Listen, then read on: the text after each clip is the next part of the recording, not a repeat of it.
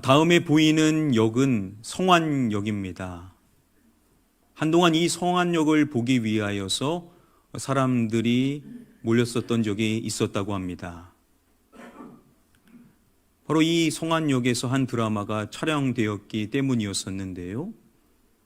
그 드라마 상에서는 당미역이라는 이름이었습니다. 그리고 그 드라마에서 당미 동사무소라는 곳이 나왔는데요. 자, 여러분 이곳 좀 친숙하지 않습니까? 이곳이 어디일까요? 예, 바로 선거읍사무소입니다.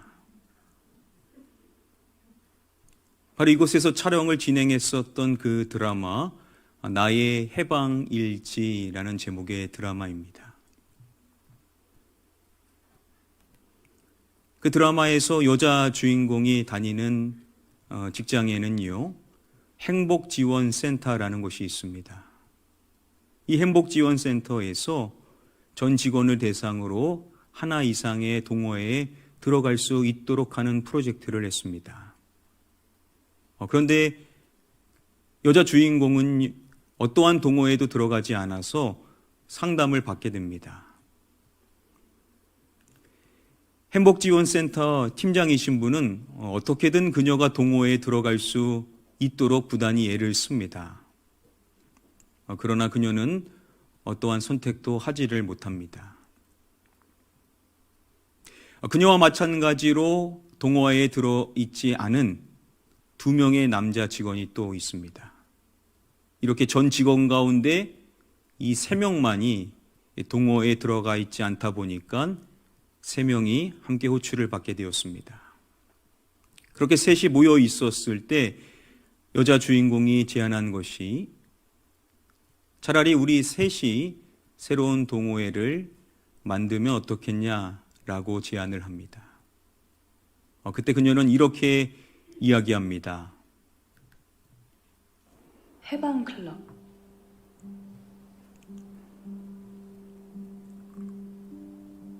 전 해방이 하고 싶어요.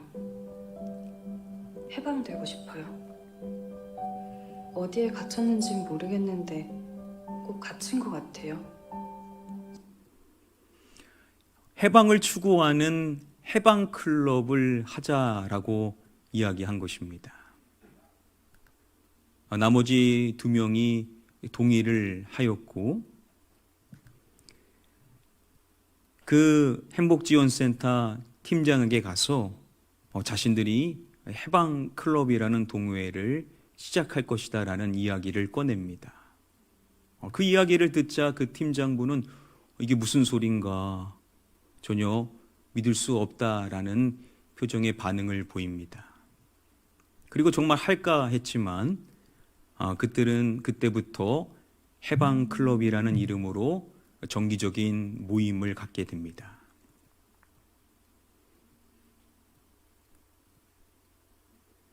저와 여러분들이 주일 예배를 통해서 함께 주목하고 있는 말씀이 있습니다.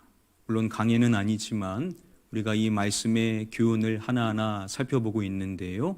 바로 구약의 이 말씀이죠. 무엇입니까? 이사야 43장의 말씀입니다.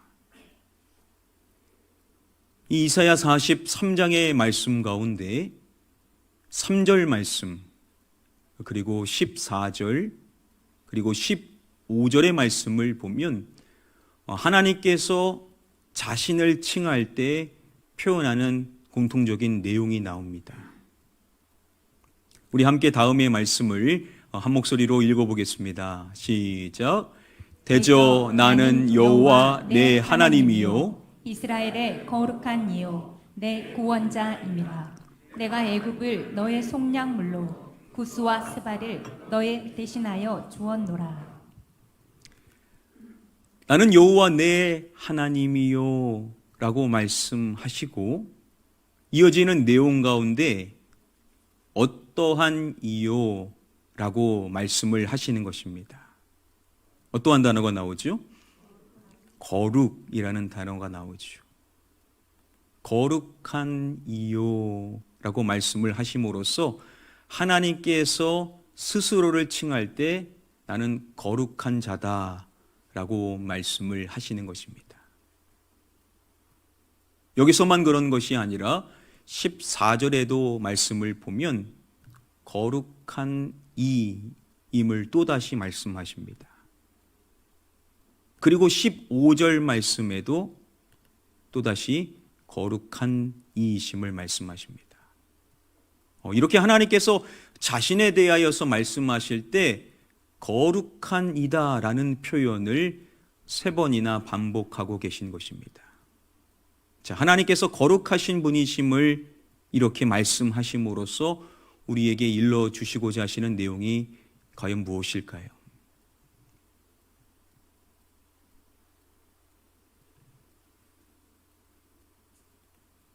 그 드라마에서 해방클럽을 시작했었던 이 3명이 정기적인 모임을 쭉 갔습니다. 그리고 시간이 흘렀었을 때 그중 한 남성 직원이 자신이 지금껏 했었던 일은 이것뿐이다 라는 이야기합니다.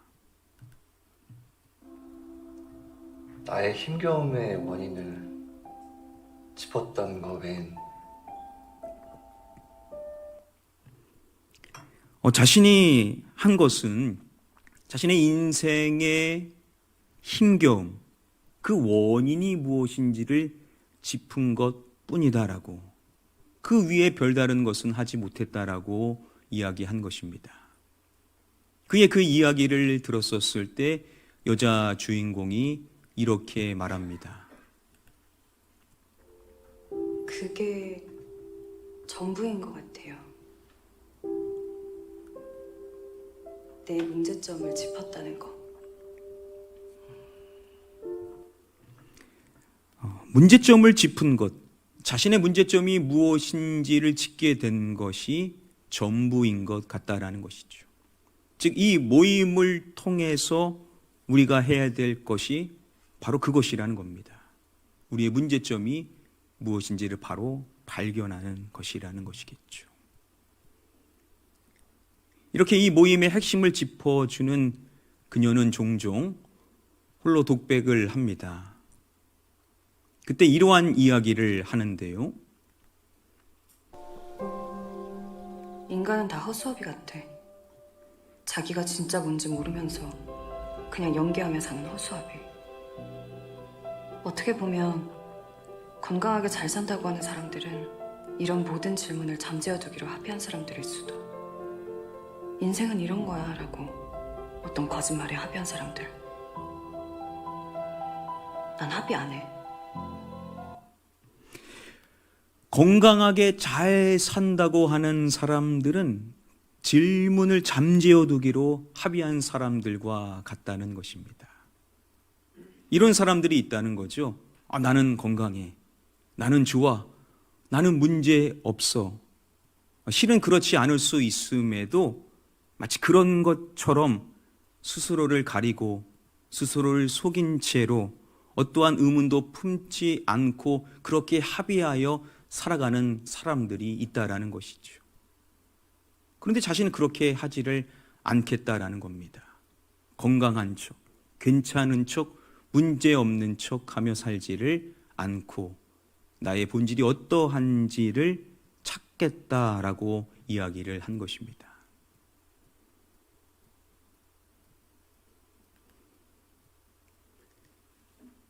최초 해방클럽을 시작하겠다라는 이야기를 그 행복지원센터 팀장분이 들었었을 때 전혀 믿지를 못했다라고 했죠. 그래서 그들의 모임에 참관을 합니다. 의심의 눈초리로 처음에 그들을 보다가 그 모임이 마칠 때쯤 모임이 너무 좋다라는 이야기를 꺼냅니다. 그리고 시간이 흘러서 그 팀장분이 다시금 그들 앞에 나타납니다.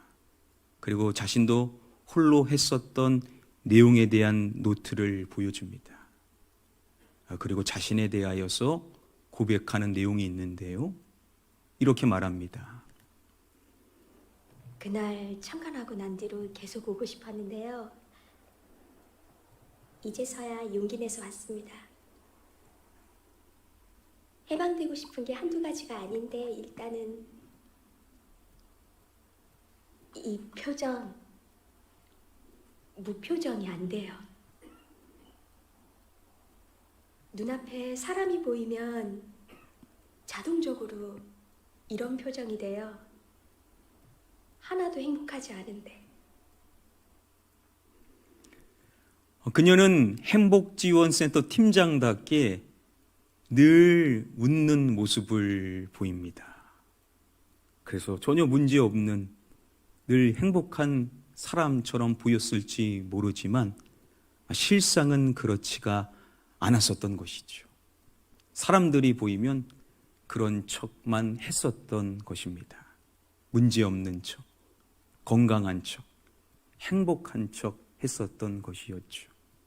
그런데 자신도 그렇게 하지 않기로 자신의 실상이 어떠한지를 보고 해방이 필요한 사람으로 그녀도 자각을 하게 되었던 것입니다.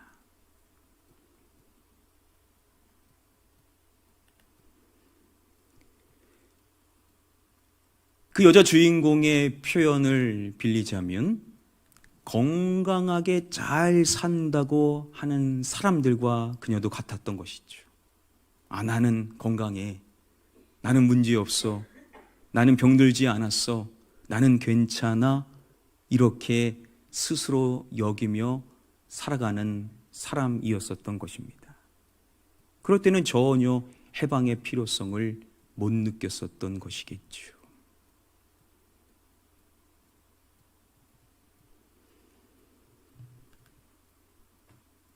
예수님께서는요, 당시 가장 악한 사람들로 여겨졌었던 세리의 무리들과 교제하는 시간들을 자주 가지셨습니다. 그러한 모습을 봤었을 때 자칭 의인인 바리새인들이 예수님에 대한 비난 섞인 이야기를 꺼냅니다. 그랬었을 때 예수님께서 그들을 향하여서 해주신 말씀이 있습니다. 예수께서 들으시고 그들에게 이르시되 건강한 자에게는 의사가 쓸데없고 병든 자에게라야 쓸데있느니라. 예수님께서는 말씀하시는 것입니다. 건강한 자에게는 의사가 쓸데없고, 문맥상 봤었을 때 여기서 이 건강한 자라는 것은 말 그대로 건강한 자는 아닐 것입니다. 스스로 건강하게 여기는 사람이겠죠. 그렇죠, 여러분? 내가 문제가 없다고, 나 건강하다라고 생각하면 병원에 가지를 않겠죠. 의사를 찾지를 않을 것입니다. 근데 실상은 그렇지 않을 수 있는 것이죠. 예수님은 말씀하십니다. 병든 자에게라야 쓸데있느니라. 자신에게 병이 있다라는 것을, 자신에게 결함이 있다라는 것을, 자신에게 문제가 있다라는 것을 자각하는 사람이 의사를 찾게 된다는 것이죠. 그러한 사람이 의사의 필요성을 느끼게 됨을 말씀해 주시는 것입니다.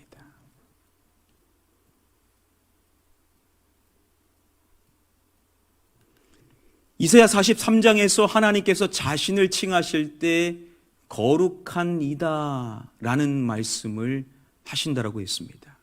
자, 그런데 그냥 거룩한 이라고 하시지 않고 이스라엘의 거룩한 이라고 말씀하십니다. 자, 그러면 하나님은 거룩하신 분이신데 그러면 이스라엘은 어떠한 존재들일까요? 여기서 이 거룩한 이라고 번역이 된 히브리어 원어는 카도시라는 단어가 쓰였습니다. 이사야서의 말씀 전체 가운데 이 카도시라는 단어가 최초 쓰인 것은 이사야 1장의 말씀에 나옵니다. 바로 다음의 말씀인데요. 우리 함께 말씀을 한 목소리로 읽어보겠습니다. 시작. 슬프다 범죄한 나라요, 허물진 백성이요 행위가 부패한 자식이로다. 그들이 이스라엘의 거룩하신 이를 만홀히 여겨 멀리하고 물러갔도다. 자, 여기서 거룩하신 이라는 이 말씀이 동일한 카도시라는 단어입니다. 자, 이때도 마찬가지로 이스라엘의 거룩하신 이라고 말씀합니다. 자, 하나님은 거룩하신데 그러면 이스라엘은 어떠한 자들인가? 서두에서 밝혀주죠. 무엇한 나라요? 라고 말씀을 합니다. 범죄라는 단어가 쓰였죠. 범죄한 나라요. 이스라엘은 범죄한 나라라는 것입니다. 즉 이스라엘 사람들은 어떠한 존재냐? 바로 죄인이라는 것이죠. 하나님은 거룩 그 자체이신 분이신데 그분의 택함을 받은 이스라엘은 거룩하지 않은 죄인이라는 것을 나타내주고 있습니다.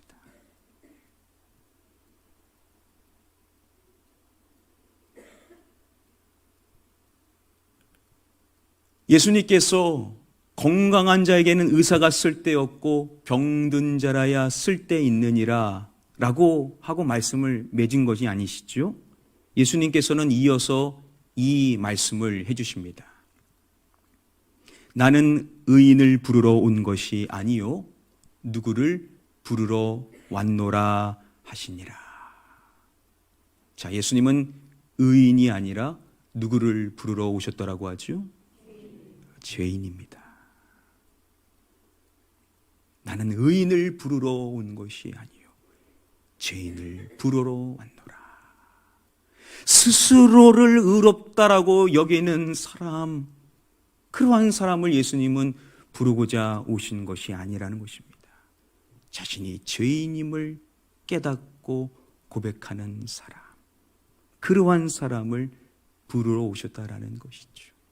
그러니 스스로 의롭다라고 자신의 행위에 근거하여서 나는 이런 것을 하지 않고 나는 이러한 것을 합니다. 그래서 나는 의인입니다라고 그렇게 스스로를 높이는 바리새인들은 예수님을 이해할 수가 없는 것입니다. 예수님을 필요치 않게 여기는 것이죠. 그래서 예수님은 그들을 가까이 하지 않으셨던 것입니다. 그러나 세상에서 손가락질 받는 사람들, 물론 그들 중 안에서도 자신의 본질을 깨닫지 못하는 자들도 있었겠지만, 그러나 많은 자들이 자신의 연약함을 알고 자신의 죄인됨을 알고 있었기에 예수님께서는 그러한 자들을 가까이 해주셨었던 것이죠.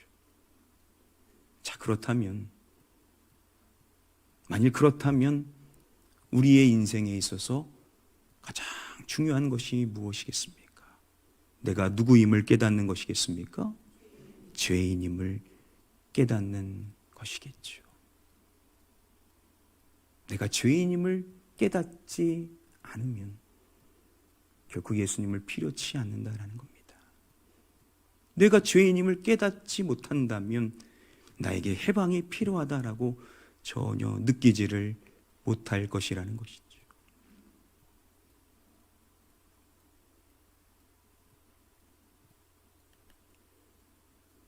약 100년 전 인류의 가장 큰 사망 원인은 천연두, 홍역, 콜레라, 이질, 폐렴 등의 전염병이었습니다.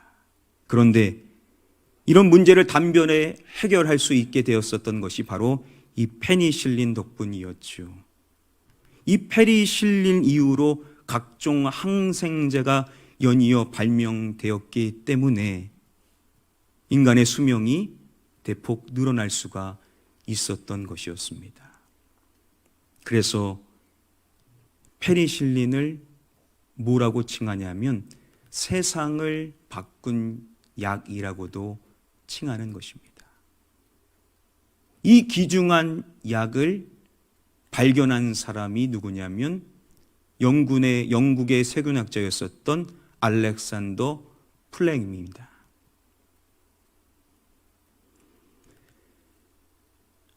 그가 하루는 한 기자가 그에게 지금까지 발견한 것 중 가장 위대한 것이 무엇입니까? 라는 질문을 받게 되었습니다.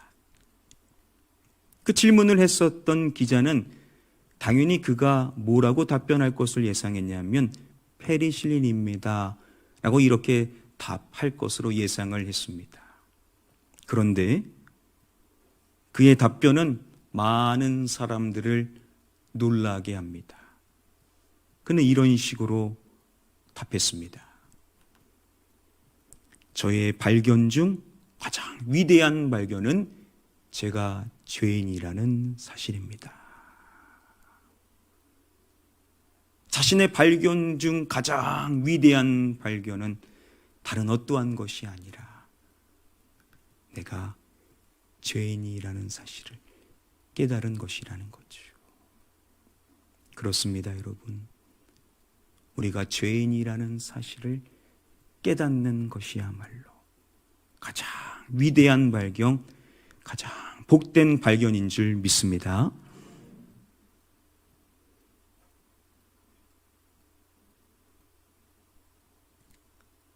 많은 남성분들이 신앙생활을 하지 않다가 아내의 인도를 받아서 마치 끌려오듯이 교회에 출석을 하게 되시는 분들이 종종 계십니다. 그런 분들이 나온다는 것이 참 감사한 일이 아닐 수가 없습니다. 안 믿어지는데도 나오는 것입니다. 그런데 예배를 아무리 드려도 가뭄이 없습니다. 말씀이 도통 들리지를 않는 것입니다. 뭘 해도 남 얘기처럼 들리는 경우들이 많습니다. 저는 목회자의 자녀로 태어났고 교회에서 늘 생활했으며 어릴 적부터 말씀을 듣고 예배 생활을 해왔습니다. 그런데 이전에는요, 그 예배가 진짜 살아있는 예배다, 내 듣는 말씀이 진짜 생명이다라고 느껴본 적이 한 번도 없었습니다. 왜냐? 저는 제가 죄인이다라는 고백을 진정으로 해본 적이 없었기 때문이었습니다. 잘못한 것들은 많죠. 행실들을 보면 문제 있는 것들 왜 모르겠습니까? 그런데 나의 전 인격이, 내 존재 자체가 죄인이라는, 즉 나에게 구원자가 필요하다라는 것을 진정으로 느끼지 못하다 보니까 예배가 전혀 와닿지를 않더라는 겁니다. 우리의 예배가 갱신되려면, 우리의 예배가 다시 회복되고자 한다면 다른 어떠한 부분도 필요하겠지만 내가 영원히 죽을 수밖에 없었던 죄인이라는 사실, 이 사실을 우리가 바로 볼 줄 알아야 속이지 말고 거룩한 척, 깨끗한 척, 행복한 척, 그런 척 하지 말고 내가 본질상 죄인이라는 사실을 우리가 다시 깨닫게 되었었을 때 우리의 예배가 회복되게 될 줄 믿습니다. 그러면 어떻게 그것을 깨닫게 되셨습니까? 이거는 사람이 할 수 있는 일이 아닙니다. 성령님께서 역사해 주셔야만 내가 죄인임을 깨닫고 예수 그리스도를 영접할 수가 있게 됩니다. 우리 성도님들 가운데 아직 안 믿어지시는 분들이 계실 것입니다. 그러면 여러분, 다른 거 하나님 앞에 구하지 마시고, 하나님, 제가 죄인임을 깨닫게 해 주십시오. 하나님, 제가 죄인이라는데 안 믿어집니다. 하나님, 이게 믿어지게 해 주십시오. 이러한 기도를 드리시기를 바랍니다. 그러면 하나님의 때 하나님께서 성령님의 역사를 통해서 여러분들의 마음 안에서 믿어지고 고백되어지는 역사가 나타나게 될 줄 믿습니다.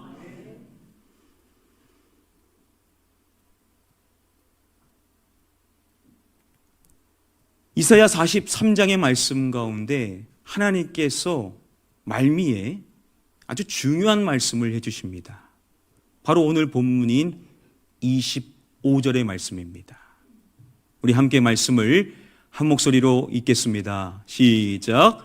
나 곧 나는 나를 위하여 내 허물을 도말하는 자니 내 죄를 기억하지 아니하리라. 허물이라는 단어가 나오죠. 다른 번역으로 보면 죄들이라고 번역이 된다라고 했습니다. 자, 하나님께서 뭐라고 말씀하시냐면 나는 내 허물을 무엇하는 자니라고 말씀을 해 주시는 것입니다. 무엇하는 자라고 말씀하십니까? 도말이라는 단어가 나오죠. 여러분, 도말, 어떠한 존재를 완전히 없애버리는 것이죠.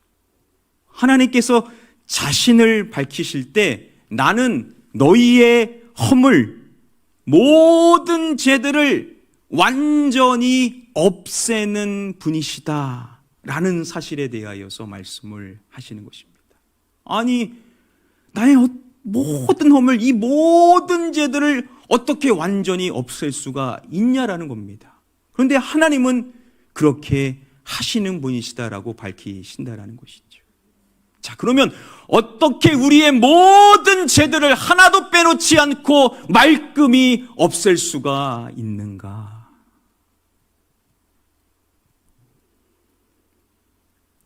그 드라마상에서 야간에 전초를 이용하는 장면들이 있다라고 했습니다. 그때 주목되어지게 되는 것이 있다라고 했었습니다. 바로 십자가죠. 이러한 장면이 반복해어 나오는 데는 분명한 의도가 있겠죠. 그 드라마상의 남자 주인공, 늘 허름한 옷을 입는 그가 그럼에도 늘 착용하는 것이 있습니다. 바로 이것입니다. 마찬가지로 십자가가 부각되지 않습니까?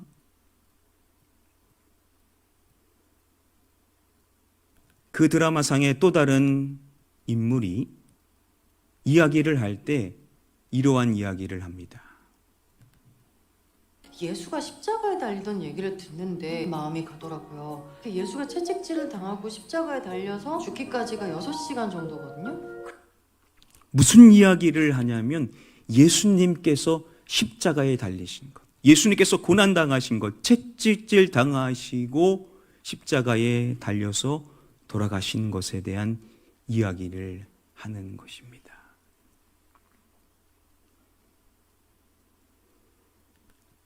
찬양 가운데 우리를 사랑하사라는 제목의 찬양이 있습니다. 시작 가사가 이것입니다. 우리를 사랑하사 그의 피로 우리를 죄에서 해방하시고.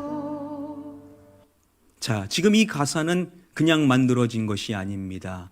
요한계시록 1장 5절 말씀을 토대로 만들어지게 된 가사입니다.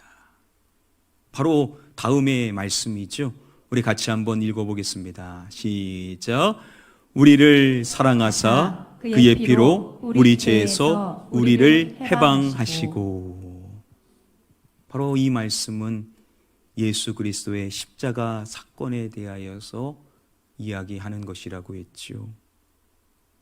예수 그리스도의 그 십자가에서 흘리신 피, 예수 그리스도의 보혈, 그 보혈로 말미암아 우리의 죄가 씻김 바 됨으로 우리가 모든 죄에서 해방되어지게 되었다라고 우리에게도 말씀해 주시는 줄 믿습니다.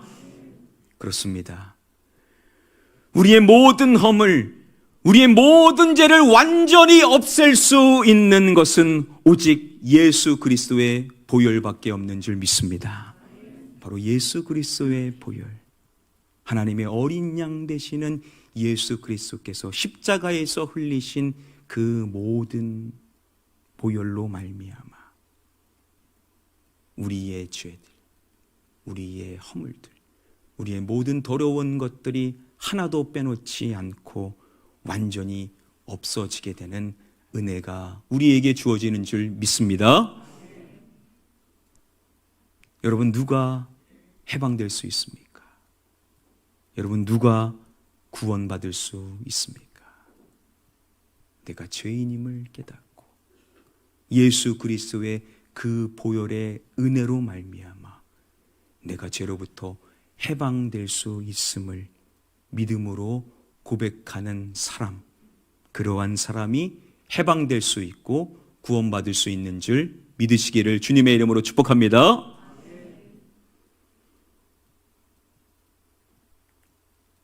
페니실린을 발견했었던 알렉산더 플레밍이 기자로부터 그가 발견한 것 중에 가장 위대한 것이 무엇인지라는 질문을 받았다라고 했죠. 그때 그의 답변에 대한 내용을 제가 전반부의 내용만 말씀을 드렸습니다. 그는요, 이렇게 전체적으로 말했습니다. 저의 발견 중 가장 위대한 발견은 제가 죄인이요, 예수 그리스도께서 저의 구세주 되신다는 사실입니다. 그가 발견한 많은 위대한 발견들이 있지만 그가 고백하는 가장 위대한 발견은 자신이 죄인이라는 사실, 그리고 예수 그리스도께서 자신의 구세주가 되신다는 사실임을 그가 고백한 것입니다. 여러분, 이것이 우리의 고백이 되기를 축복합니다. 그렇습니다, 여러분. 내가 죄인임을 깨닫는 것, 내가 죽을 수밖에 없는 영원한 형벌 안에 이를 갈며 살 수밖에 없는 진노의 자식이라는 사실, 이것을 깨닫고 나에게 구세주가 필요한데, 나의 해방자가 필요한데, 바로 예수 그리스도께서 나를 위하여 십자가에 달리시고 나의 모든 죄를 씻기 위하여 흘리신 그분의 보혈로 말미암아 내가 죄사함 받게 된다라는 사실, 이 사실을 고백하고 그분을 나의 구세주로 영접한 자만이 구원받고 해방받을 수 있는 가장 복된 인생이 될 수 있는 줄 믿습니다. 우리 가나안 교회 모든 성도님들, 저와 여러분들은 나의 죄인됨을 고백하고 있습니까? 우리가 하나님의 자녀임을 우리가 고백하는 것 이전에 반드시 있어야 될 것은 내가 죄인이라는 고백입니다. 이 고백을 건너뛰면 반쪽짜리 복음이 되는 겁니다. 이 고백을 건너뛰면 우리도 우리를 속이며 신앙생활을 하는 것입니다. 내가 죄가 없다라고 하는 사람은 하나님을 속이는 사람이라고 했습니다. 내가 죄인임을 고백하는 사람, 그래서 예수 그리스도의 보혈이 바로 나를 위한 것임을 진정으로 느끼는 사람, 바로 그러한 사람이 진정으로 구원받은 사람이고, 그러한 사람이 하나님을 예배할 때 이것을 그냥 예배하는 것이 아닙니다. 주님을 높이 받들어 우러러보는 추앙, 주님을 진짜 추앙하기 위해서는 내가 죄인임을 고백하고 그분의 보혈의 은혜로 내가 그분을 예배할 수 있는 이 놀라운 은혜를, 이 놀라운 건세를, 이 놀라운 축복을 내가 지금 누리고 있다라는 사실에 대하여 감격하고 또다시 감격하고 또다시 감격할 때 우리가 주님을 추앙하며 진정한 예배를 주 앞에 드릴 수 있게 될 줄 믿습니다. 그러니 여러분, 기도할 때 내 기도에서 회개 기도가 없다라는 것은 참 심각한 문제가 아닐 수가 없습니다. 우리의 기도에 다시 회개가 채워질 수 있게 되기를 축복합니다. 그리고 하나님을 예배할 수 있는 예수 그리스도를 나의 구세주로 고백하며 그분 안에 살아갈 수 있다는 이 사실이 얼마나 놀라운 사실인지를 늘 감격하며 감사하며 그분의 은총을 높이며 주님을 예배하며 살아가실 수 있는 저와 여러분들 되시기를 마지막으로 주님의 이름으로 간절히 축복하며 축원합니다.